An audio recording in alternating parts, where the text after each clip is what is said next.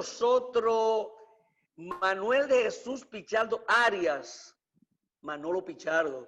Él es dirigente de la Fuerza del Pueblo, fue presidente del Parlamento Centroamericano y de la Conferencia Permanente de Partidos Políticos de América Latina y el Caribe, COPAL. Para nosotros es un placer recibirte, Manolo, en Visión Integral. Buenas noches. Buenas noches, ¿cómo estás, Juan José? Hacía un Bueno, par de días recibirte. Hacía un par de días que no nos veíamos. Así es. Está conmigo Víctor compartiendo el programa. Oh, Víctor Tineo. Víctor, Un amigo suyo. Tú estás Saludos, perdido, Manolo. Víctor. Saludos, Manolo. Estás perdido. Saludos, Juan. Feliz realmente de poder verte. Hace muchos días que no nos veíamos, Manolo. Hace días. Solo te veía por los medios de comunicación y demás. En aquellos momentos a Manolo hay que leerlo permanentemente. de las grandes batallas constitucionalistas. Así es. Pero todo bien, todo bien. Qué bueno. Bueno, recordar a los amables televidentes que nosotros estamos a través de TV Quisqueya, canal 1096 de Optimum. También estamos por Dish Network, canal 8125, y estamos por Dish Latino para todo Estados Unidos, Canadá y Puerto Rico. Así es que, Manolo, esto no es solamente aquí, no se ve a nivel internacional. Bueno, Manolo, vamos a conversar un poquito sobre hacer una evaluación de la situación política del país después del triunfo del PRM el día 5 de julio y ya de haber tomado posesión 2 semanas. Aquí se están haciendo evaluaciones de este gobierno desde la primera semana, esta es la segunda semana y parece como que tiene varios meses el gobierno. ¿Cómo tú ves cómo arranca el PRM a partir de su triunfo electoral, la medida que va tomando? ¿Cómo tú evalúas estos primeros días? Sí. Mira, tú dijiste algo que ya yo he dicho en algunos programas y que yo estaba advirtiendo antes de que el gobierno del PRM asumiera la administración del Estado. Decía que los nombramientos a destiempo, o sea, el anuncio de nombramientos a destiempo iba a provocar que cuando asumieran el poder pareciera un gobierno viejo. Lo dije en muchos programas. Porque estaban designando a los funcionarios. Tenía un efecto porque lo estaban designando. Pero no solamente lo anunciaban sus designaciones, sino que inmediatamente anunciaban sus designaciones, empezaron a hablar como que eran funcionarios del gobierno, y empezaron a hablar de planes, empezaron a polemizar a nivel público con la gente, con el público, y eso evidentemente que cuando llegaran a la administración del Estado iba a aparecer un gobierno de tiempos. Y resulta que ha sido así. Ha sido tan así que ya hay una oposición incluso hasta de los propios PRMistas. Hay militantes del PRM que ya se han constituido en bloques de oposición. Vi recientemente una asamblea que se convocó, el presidente del partido en San Pedro de Macorís convocó una asamblea para reclamar y dijo que no le dejaban otra alternativa que las calles al PRM, o sea, gente de su propio partido. Vi ayer un artículo que, por cierto, compartí con algunos amigos y compañeros de Guido Gómez Mazar, que pareciera ser una queja con relación al gobierno del PRM, ¿verdad? Y a todo lo que se ha venido haciendo. Se está hablando muchas cosas, incluso desde antes de asumir el poder, ya se estaba planteando que pudiera ser un gobierno neoliberal, y ya se estaba comparando, sin asumir el gobierno, a la futura administración con el gobierno de Macri. Ya había gente que estaba haciendo comparaciones. Cómo inició Macri, que Macri vino con un movimiento, un partido de reciente formación, y más que militantes políticos llenó el gobierno de empresarios, de amigos, en fin. Y ya al año de estar el gobierno, no solo hubo una inflación terrible en Argentina, sino que al año se habían perdido 1 millón de empleos y todo el mundo sabe cómo fracasó el gobierno de Macri en la Argentina, tanto que la gente pidió al peronismo. Entonces empezaron a hacer comparaciones por una serie de declaraciones de muchos de los funcionarios que apuntaban al achicamiento del Estado como parte, según algunos, de ese esquema de política neoliberal de achicar el Estado y dejar desamparadas las grandes mayorías. Pero eso hasta ahora no se ha visto, ¿verdad? Hasta ahora eso está en el marco de la especulación. Yo soy de los que cree que hay que dejar que el gobierno defina su perfil, porque no tenemos un perfil claro de hacia Exacto. dónde va. En ese sentido, Manolo, ¿no crees que se está haciendo un poco injusto con el gobierno en el sentido de que al menos debe dárselo los primeros 100 días y que cometa sus errores o tenga sus aciertos? ¿No crees que se está yendo muy rápido en el tema de hacer la oposición al gobierno en Mira, sentido yo creo general? que hay que darle más de 100 días. Acuérdense que el gobierno del PRM asume la administración del Estado en medio de una crisis sin precedentes en la historia de la República Dominicana. Cuando hablo de crisis sin precedentes, hablo de la crisis sanitaria y hablo de la crisis económica que estamos enfrentando.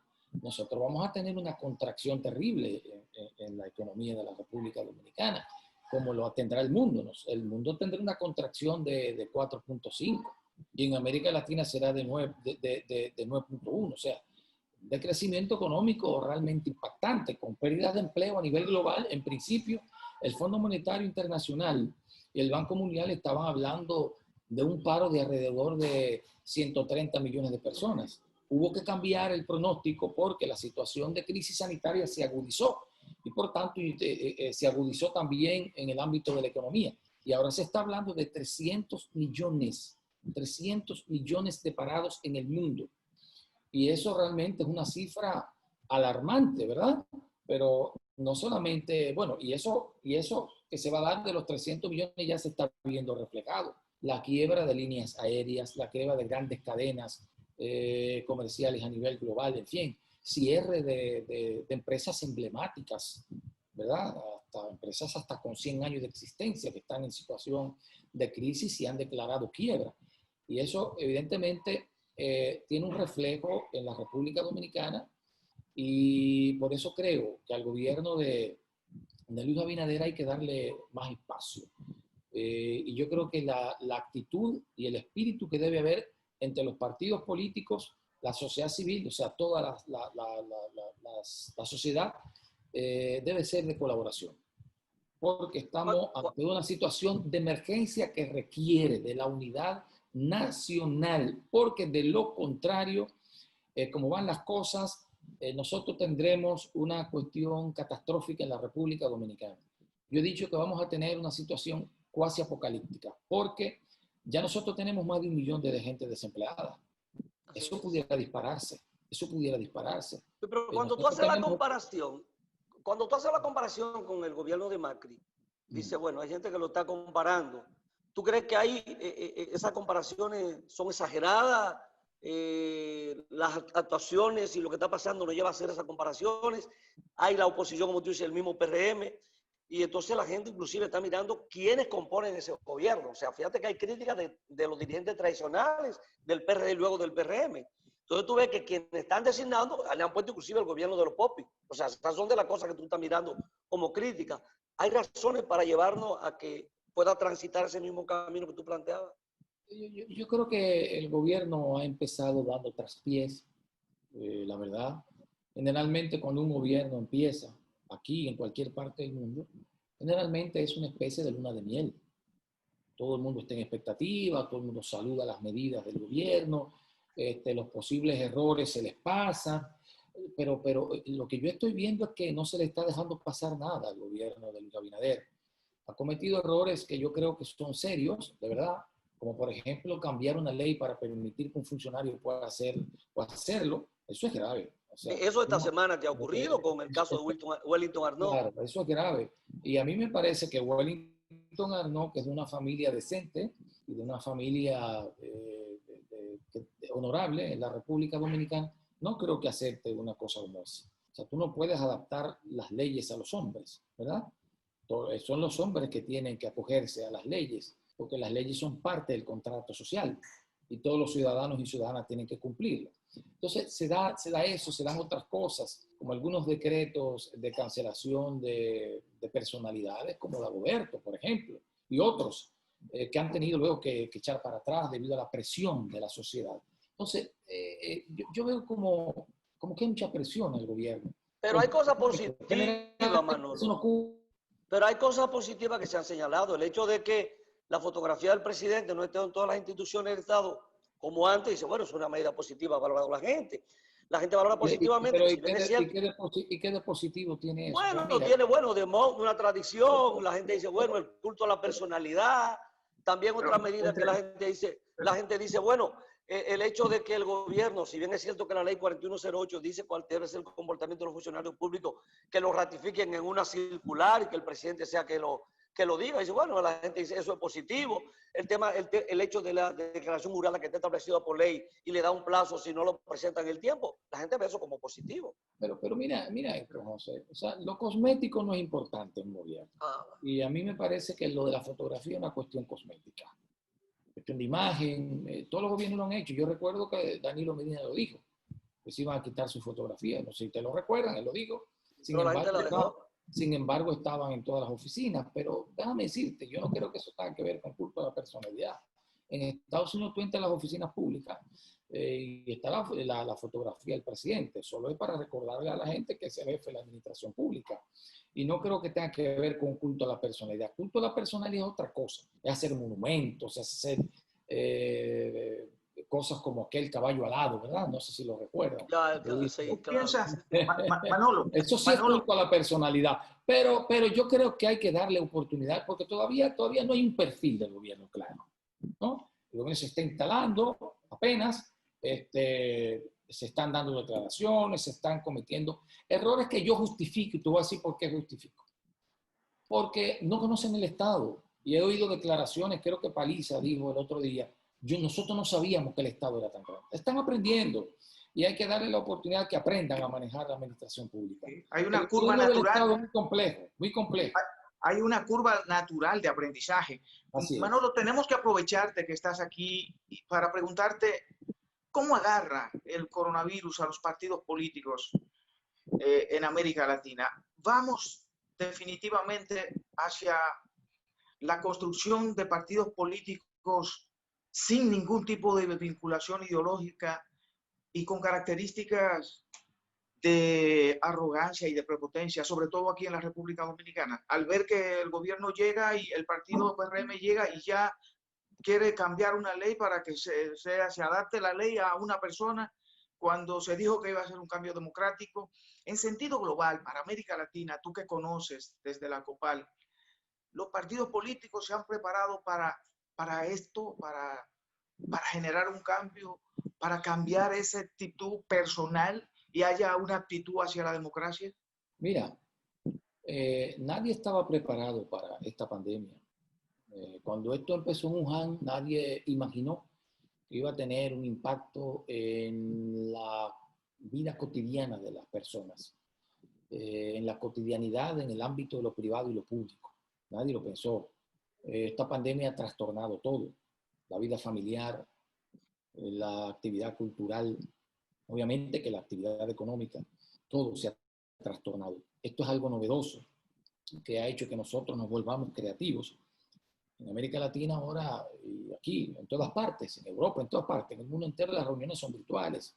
Los gabinetes se reúnen de manera virtual. Las organizaciones políticas se reúnen de manera virtual. Bueno, mi partido, que es la Fuerza del Pueblo, inició su congreso de manera virtual. Yo creo que es el primer congreso de un partido en el mundo que inicia de manera virtual a través de estas plataformas digitales. Y bueno, y yo recuerdo que hace poco algunos amigos mexicanos, específicamente Movimiento Ciudadano, un partido importante de México, es la tercera fuerza de México, nos pidió una conferencia virtual para que nosotros hablásemos de la experiencia nuestra, cómo celebrar una campaña electoral y un proceso electoral en medio de la pandemia, en medio de la crisis sanitaria. Porque como son los únicos que hicimos un proceso electoral en medio de esta pandemia. En México, no, ha habido otros. No, pero de los únicos, sí, de los pocos que le hemos hecho. Ellos tienen en México elecciones para 13 gobernaciones de 13 estados y querían saber cómo nos fue a nosotros. Bueno, a mí que me tocó coordinar junto con los compañeros del Movimiento Ciudadano. Invité a Franklin Almeida, porque Franklin Almeida fue el que representó al candidato presidencial de nuestro partido ante la Junta. Participó también allí Luis Toral, que era el operativo de la Fuerza del Pueblo en el tema de las elecciones electoral. Invité también a Natanael, porque el delegado nuestro era el subdelegado ante la Junta Central Electoral, porque el delegado tenía algunos compromisos y no pudo participar. Fue una experiencia interesantísima, porque para ellos se enteraron de que la campaña, por ejemplo, sale más barata hacerla virtualmente que hacer los grandes mítines y las grandes caravanas, y muchas cosas que para ellos fueron novedosas y que, según luego nos dijeron, han estado implementando en México. O sea que nosotros fuimos una experiencia de la que han partido muchos partidos políticos en América Latina. Luego de este evento que realizamos con México, se hicieron eventos similares para las elecciones que se celebrarán en Bolivia y en otros países de América Latina. O sea, servimos como modelo, porque realmente, como tú dices, fuimos de los únicos o de los pocos países que pudieron celebrar campaña electoral y elecciones en medio de la crisis sanitaria. Manolo, mira, vamos a hacer una pequeña pausa, Víctor, que estamos pausados con este bloque. Hacemos una pausa y venimos, Víctor, de una vez. O sea, que con su permiso, pausamos.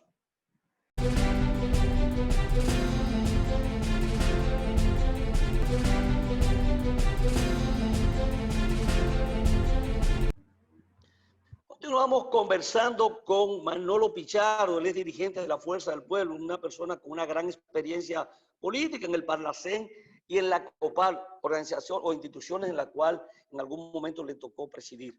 Bueno, vamos a continuar y vamos con la pregunta, Víctor, que dejaste antes de la pausa. Manolo Pichardo, los partidos políticos en la República Dominicana ha habido una reconfiguración en estos últimos años, pero hay muchos que se preguntan, ¿cuál es la diferencia? ¿Dónde radica la diferencia hoy de las organizaciones políticas, por ejemplo, en la República Dominicana? ¿Qué diferencia la Fuerza del Pueblo del Partido de la Liberación Dominicana y del Partido Revolucionario Moderno, por ejemplo?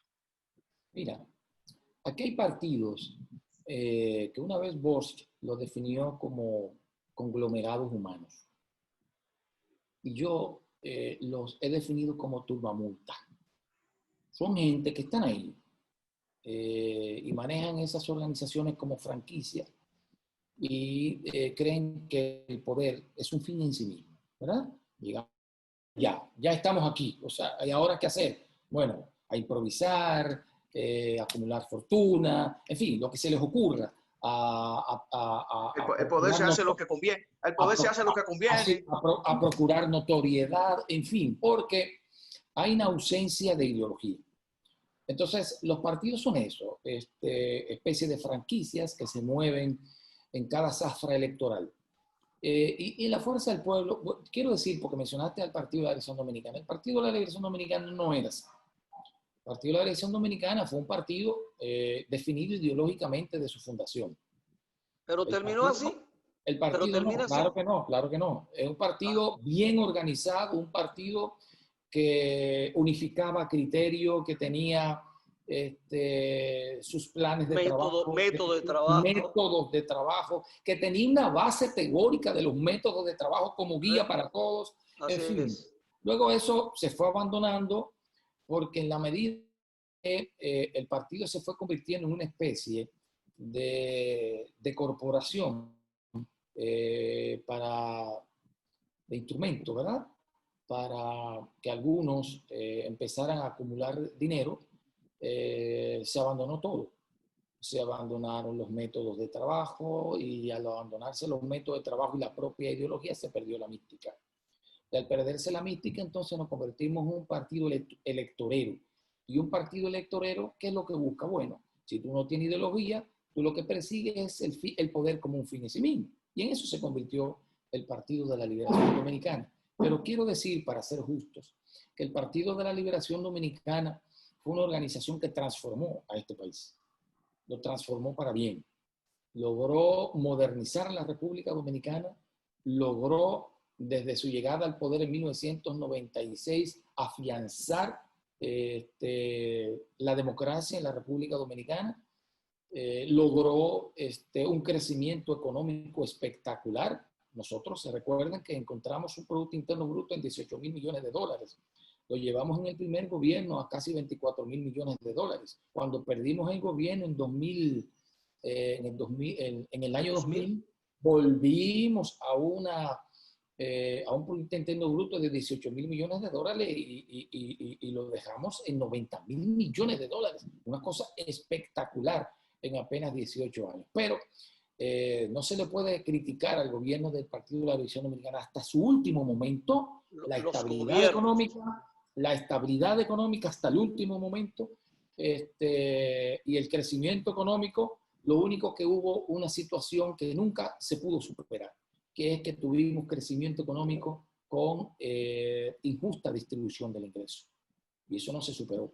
O sea, mucha riqueza que se produjo, pero que se quedaban en pocas manos. Luego, ¿cuál fue la gran debilidad del Partido de la Liberación Dominicana? Romper con el orden democrático e institucional. Esa fue la verdad. Se convirtió en un gobierno de amigos, en una corporación excluyente, que además perseguía a los militantes que no estaban con una parte de ese partido, y empezó a violarse todas las normas. El contrato social, como dice Joan Manuel Serrat, se lo pasaban por el forro. Y todo terminó en lo que finalmente todos vivimos, una experiencia desastrosa para la democracia en la República Dominicana y para la democracia interna del propio Partido de la Liberación Dominicana, que provocó lo que estamos viviendo hoy, un cambio que estamos por ver si es positivo o es negativo. Víctor hablaba de la diferencia con la fuerza del pueblo. O sea, hay un rompimiento, se crea la fuerza del pueblo. ¿Qué lo está diferenciando? ¿Qué lo va a diferenciar a la fuerza del pueblo del PLD para lograr conquistar un espacio? Tiene que empezar a conquistar, o sea, que era lo que Víctor decía, y creo que conectar eso mismo con lo que ha pasado con el PRD y con lo que ha pasado con el Partido Reformista, que prácticamente quedan totalmente disminuidos como organizaciones políticas que tenían una gran importancia y un gran peso en la política dominicana. Mira, yo pienso que lo fundamental es tener ideología. Juan Bosch decía que un partido que no tiene ideología y organización no es un partido. Puede ser cualquier cosa, como dije hace un momento. Conglomerado humano, un club de amigos, ¿verdad? O lo que fuese, pero no es un partido político. Porque un partido político tiene que tener una ideología, porque sobre la base de esa ideología es que se define el tipo de sociedad y de Estado que se quiere. Entonces, cuando tú no tienes eso, que es el conjunto de ideas, la visión del mundo que se tiene, entonces tú no sabes hacia dónde va y todo el mundo empieza una Babel también. Eso se estaba dando en los últimos años en el Partido de la Liberación Dominicana. Una Babel. Una gente planteaba una cosa por aquí, el otro por aquí. Habían gente de derecha, había gente de izquierda, había gente de centro izquierda, había gente de ultraderecha. Era una Babel. Nadie sabía en lo que se había convertido el Partido de la Liberación Dominicana. En la fuerza del pueblo. Es un partido que estamos construyendo, apenas tenemos 8 o 9 meses de anunciar su formación, y apenas vamos a celebrar nuestro primer congreso, el Congreso Constitutivo. Y ahí en este congreso vamos a discutir todo lo relativo al tipo de partido que nosotros... ¿Cuál es el nombre del congreso, Manolo? Profesor Juan Bosch. Es Congreso del Pueblo, Profesor Juan Bosch, porque vamos a hacer acopios de las ideas del maestro y líder, ¿verdad? Nuestro, para formar un partido ideológicamente definido y con una definición en su estructura organizativa. Para ello, un congreso que empezará, porque estamos usando fechas simbólicas, ¿verdad? El 6 de noviembre, que es el Día de la Constitución, empezaremos formalmente con la inauguración del congreso y terminaremos el 27 de febrero, Día de la Independencia del próximo año. Ya, sin embargo, hemos empezado los trabajos preliminares del Congreso. La dirección política se está reuniendo, nos estamos reuniendo todos los lunes, tratando de armar el proyecto de Congreso, y hemos definido 17 temas. Serán 17 mesas, ¿verdad? Temáticas, entre las que estarán el tema estatutario, el tema de la declaración de principios, donde estará el marco ideológico de nuestra organización, estará el tema de política nacional, política internacional, medio ambiente, juventud, mujer, en fin, 17 temas, serán 17 mesas en donde se inscribirán los compañeros y compañeras de la Fuerza del Pueblo, pero nosotros hemos nosotros pretendemos, y eso lo discutimos el lunes pasado, de que la sociedad también pueda hacer aportes a los debates que nosotros tendremos en la mesa. Queremos que la gente participe para que definamos qué tipo de partido amerita nuestra sociedad, ¿verdad? La sociedad del siglo XXI, la sociedad del conocimiento, la sociedad virtual, la sociedad del espectáculo, que ha degradado el ejercicio de la política, esta sociedad del espectáculo. Entonces nosotros tenemos que hacer una discusión con los militantes, los simpatizantes del partido y la sociedad en sentido general para que nos den luz de cómo ven la sociedad, cómo ven el futuro del mundo y qué tipo de partido nosotros tenemos que formar a la luz de la realidad que vive la sociedad global. Una pregunta, Manolo Pichardo, en el sentido siguiente. ¿Está el PRD en condiciones, tiene el perfil, la fortaleza para promover un pacto fiscal donde los ricos paguen más y se pueda poner en real? Reúne el PRM las condiciones, las características, el perfil para promover una reforma fiscal integral, progresiva, donde los ricos paguen más. Y se pueda poner en práctica efectivamente el Estado social y democrático de derecho. Mira, con ese chin de dinero no se va a poder hacer. Uno de los grandes problemas de los gobiernos del PLD fue que no logró una reforma tributaria integral y progresiva. Que yo la tipifico como progresista también, progresista, porque una reforma tributaria progresiva es una reforma tributaria progresista, porque permitiría un Estado más fuerte, un Estado con recursos suficientes para poder capacidad y atender las necesidades. Claro, para poder brindarle los servicios que demanda la sociedad de hoy, servicios de salud, servicios de educación, servicios de infraestructura, porque nosotros somos realmente un Estado pobre. Yo recuerdo, Leonel nos contaba hace un tiempo, que en una reunión que sostuvo con Lula le preguntó que cuál era la presión tributaria de la República Dominicana.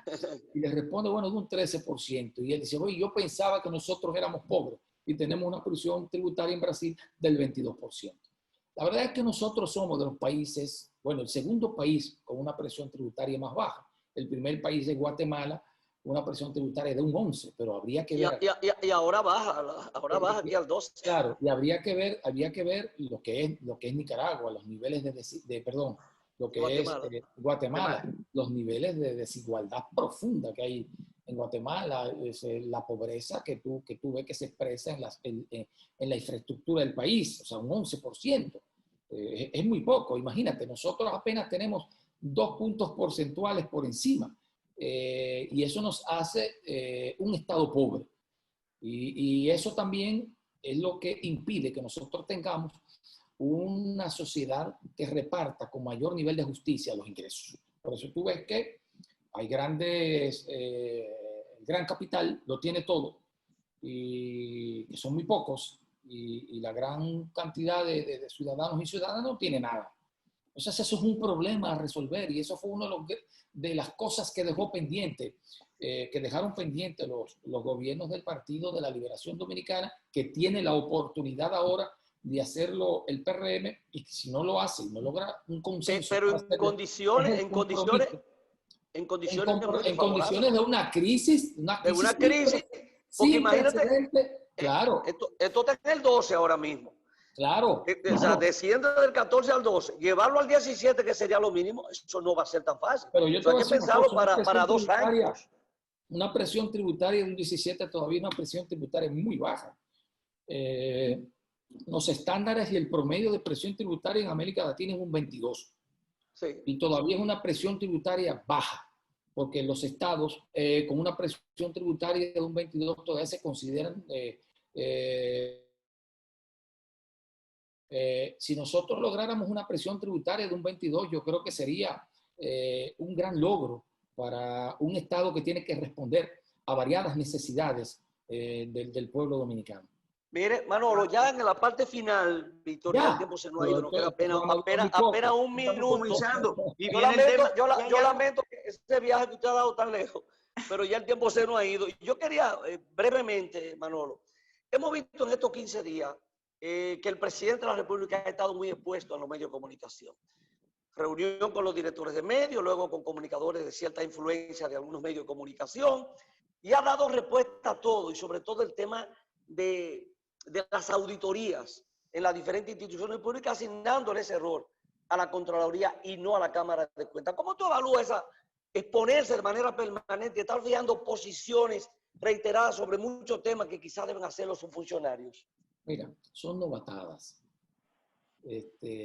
Novatadas que sin embargo no vivió el PLD cuando asumió el poder en 1996. Yo recuerdo que esas novatadas no se daban. Recuerdo que desde el principio el compañero Leonel Fernández manejó el Estado con mucha madurez y cuidado.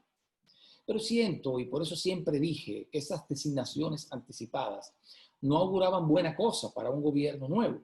Y eso es producto de una excitación que hay en el PRM, una excitación, o sea, que desde que ganaron están en esa situación que uno diría, bueno, es explicable en los primeros días de triunfo, ¿no? De celebración y todo ese frenesí que provoca, pero ya eso no tiene razón de ser. Incluso veo declaraciones de muchos funcionarios del gobierno que es como si estuvieran en campaña. Ya es hora de tomar el violín, la guitarra pasó. O sea, ya hay que dejar la guitarra allí. Es el violín que se tiene en manos y ya la música es otra.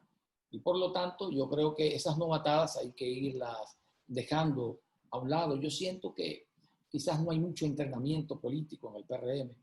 El Partido de la Liberación Dominicana tenía hombres muy instruidos. Esa es la verdad. Instruidos, y esa es la herencia que nosotros nos hemos llevado lo mejor para la fuerza del pueblo. Y esa instrucción, mira, yo siempre he dicho, la formación deja sus frutos. Y cuando el PLD llegó al poder, empezó a transformar este país con esos hombres y mujeres instruidos, porque pudo sacarle provecho a eso, al entrenamiento que tenían desde un partido que formaba sus hombres y sus mujeres. Entonces esa es una debilidad que tenía el PRD y que tiene el PRM, que es más o menos lo mismo.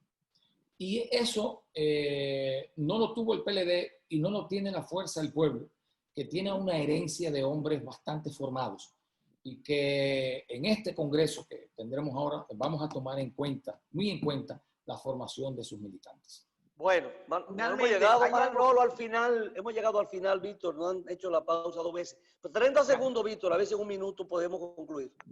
No, ya para concluir, no, es simplemente, Manolo, ¿va mal, va bien? ¿Hacia dónde va la integración latinoamericana? La integración latinoamericana ha sido agredida. Sería bueno que hiciéramos un programa sobre esto. Porque bueno. Sí, hay que hacerlo más adelante. Por lo siguiente, digo brevemente, ha sido agredida porque empezó a unificarse América Latina con grandes bloques cuando los gobiernos progresistas asumieron el poder.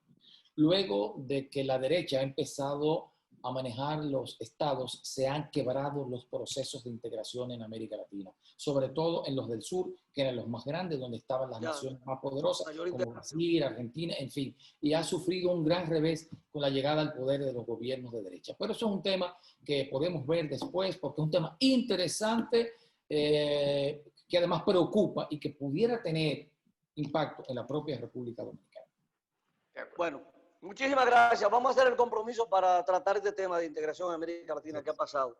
Así que, Manolo, te agradecemos el hecho de que haya estado con nosotros para compartir este espacio. A ti, Víctor, te doy las gracias por habernos acompañado. Gracias esta noche. Gracias a Manolo. Así que, Manolo, ha sido un placer y espero tenerte aquí pronto. Muchas gracias. Ha sido para mí un honor estar con ustedes, con viejos amigos, compañeros de lucha de muchos años. No es que somos tan viejos, ¿eh? Lo que falta. Así es. A usted, amable televidente, ha sido un placer compartir con ustedes su espacio Visión Integral. Será hasta el próximo domingo, si Dios lo permite. Pausamos hasta el domingo.